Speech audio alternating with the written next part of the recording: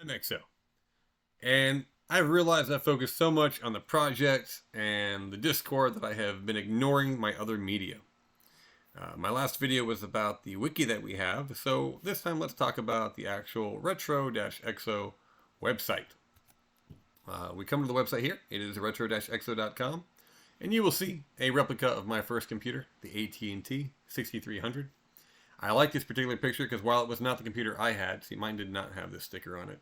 Um, I'll tell a quick story actually. So mine was given to me in 1992. My father had passed away. My grandmother thought, you know what, the kid's bored, give him something to do. Here's an old computer I'm not using anymore.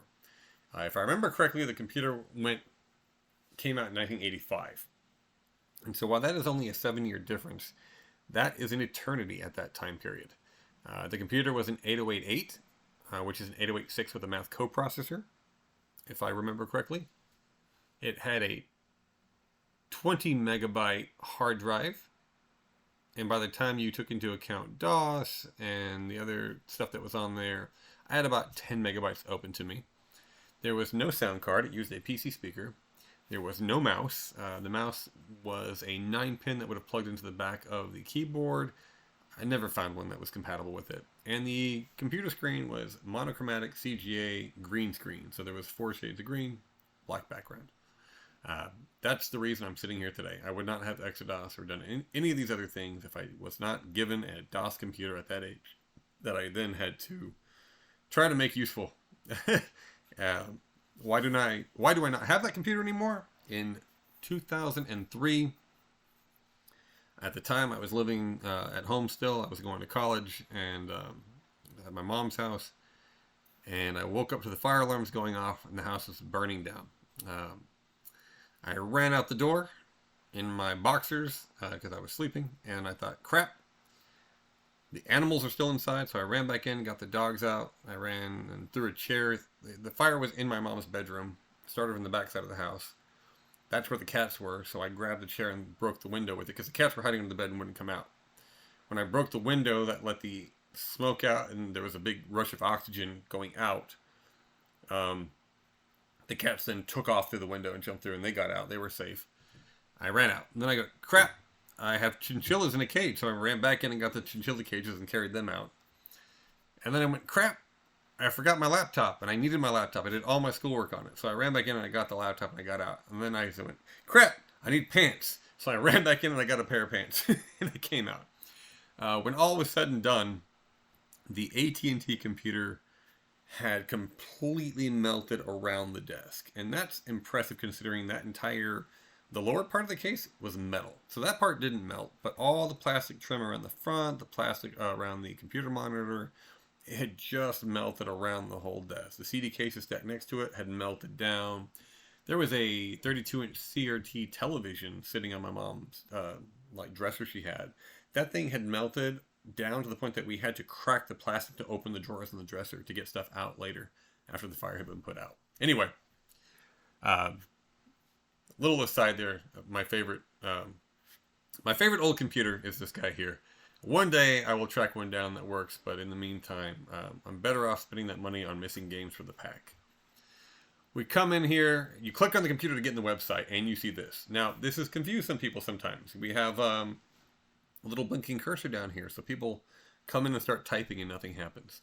I am not that clever. I'm not a website designer, so I'm not able to make it so that you can use a working DOS folder. So I did add this text. It's a little hard to see, but I didn't want to ruin the website. And it says, click a file or project name for more info.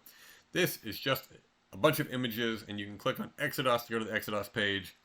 You can click on the ExoWin3X to go to the Win3X page, the RLP, the ScumVM. So all our active projects are here. The date that they were released is over here. The size is right here. If you go to the community page, you know what? We'll come back to that one. I love that one. No, community page. That one goes to Discord. No, it goes to... You can see how often I spend on my own website.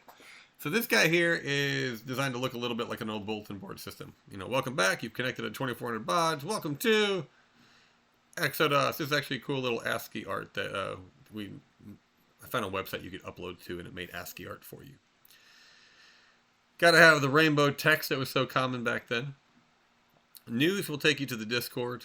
The file list will take you to an actual shared spreadsheet on Google Docs that shows you all the different files that are in there. The chat rooms will take you over to Discord. I have had people ask me, when am I going to get Legend of the Red Dragon running? I put it there as a joke originally because it was just, how could you have a BBS that doesn't have Legend of the Red Dragon? However, at this point, once Exodus version 6 is out, I think I'll spend a little time looking into getting that actually running on the website. That would be fun. We got the YouTube channel right here. This is my email. And if you go to log off, that will take you back here again. But this page is going to be a great place to find most information that we have about the website. Oh, and then I'm a member of this Abandonware Ring. I have not checked them out recently. I don't know who all's a member these days, but you know, community is community. And if we go back over to the main page here, there's also the FAQ. This is linked when you first start Exodus. The plugin will ask you, have you seen the FAQ yet? Until you click through and look on this page, it will remind you every time. Why? Because we get these questions so often that we're trying to do what we can to mitigate the repetitive question asking. And then we have the contact page. If you click on contact, that's just a quick way to send me an email. And I go straight to my Gmail address. Now, if we go over to the project pages here, we can go into, let's say, Apple. And there we go. We got Task Times and Tone Town right there on the front page. All these pages are very similar. You're going to have the most recent cover. You're going to have a description of it. And then you've got your Get the Full Release button right here.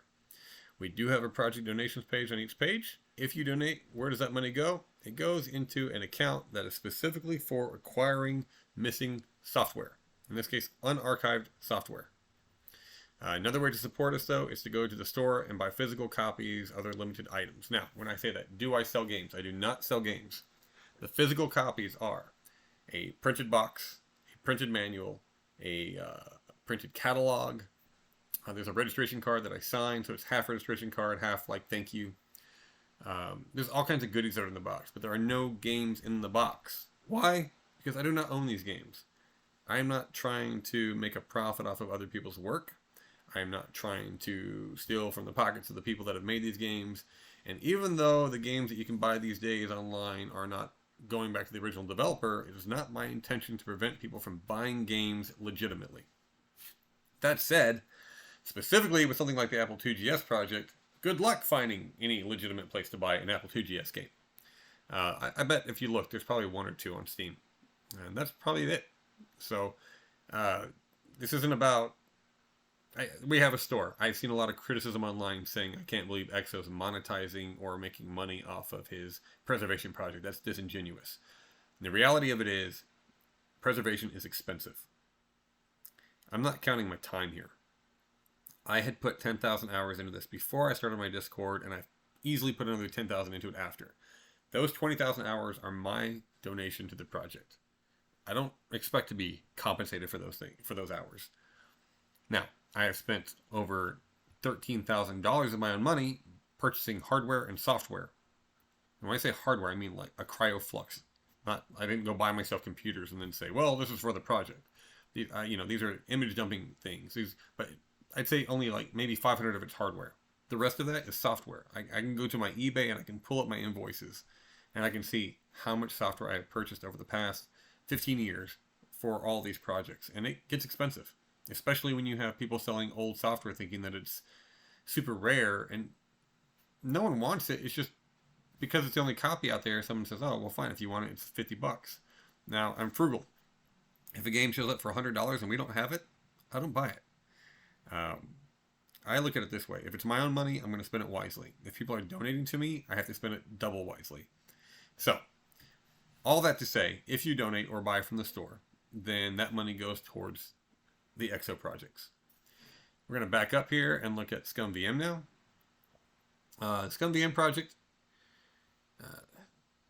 That guy here is unfortunately a little out of date, but that's because every time ScumVM updates, they end up blowing up half the stuff they did.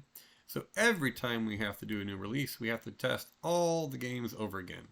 And as you can see, our last official update or release here had 387 games in it. The next one is like 600 or 700 because they added like 5 or 6, maybe more, maybe like 10 or 12 text adventure engines that just opened up like, okay, well, this one supports 60 text adventures. This one supports 30 text adventures. This one supports 300 fan-made text adventures. And we have to test almost all these because the way ScummVM launches is through a game ID, and they change those game IDs all the time. And that breaks all the launch files. So thank you, ScummVM. You make it so easy to support you guys. The Retro Learning Project is really here as kind of a... it's not really something to download anymore. We do have a full release, but the Retro Learning Project is built of games from both ExoDOS and ExoWin3X.